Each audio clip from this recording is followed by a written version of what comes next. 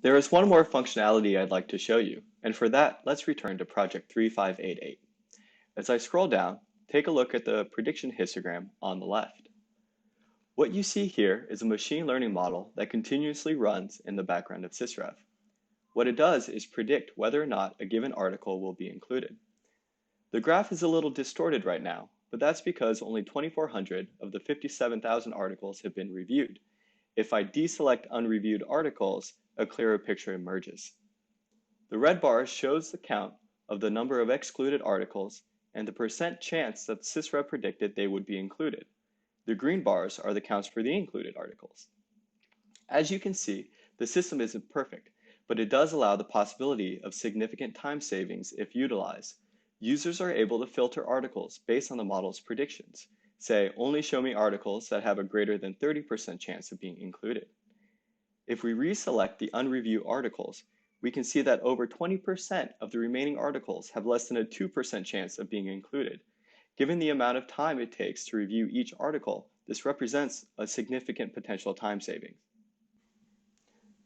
Finally, allow me to show you the other way Sysrev uses machine learning, and that's on the back end of literature reviews. Let's go back to Project 3144.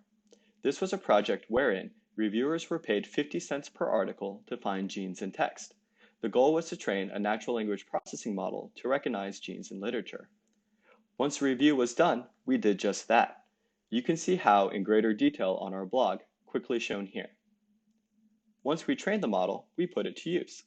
Which Genes Matter is a simple web app we built with the NLP model.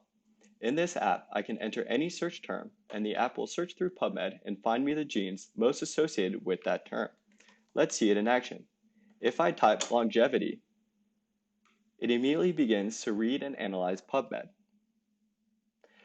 After a few seconds, a chart appears of the genes most commonly associated with the term. As expected, we see IGF-1 and SIRT1 near the top of the list. As another quick example, let's search for breast cancer.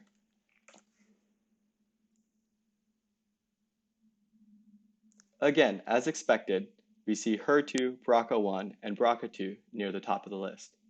In this way, we can help our partners develop actionable applications using models trained on the data extracted from their reviews. In some cases, we can even automate the entire review task, albeit with a fair amount of effort from both parties.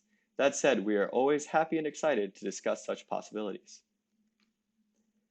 I hope you have enjoyed this demonstration of Sysrev, and I have convinced you of its incredible flexibility.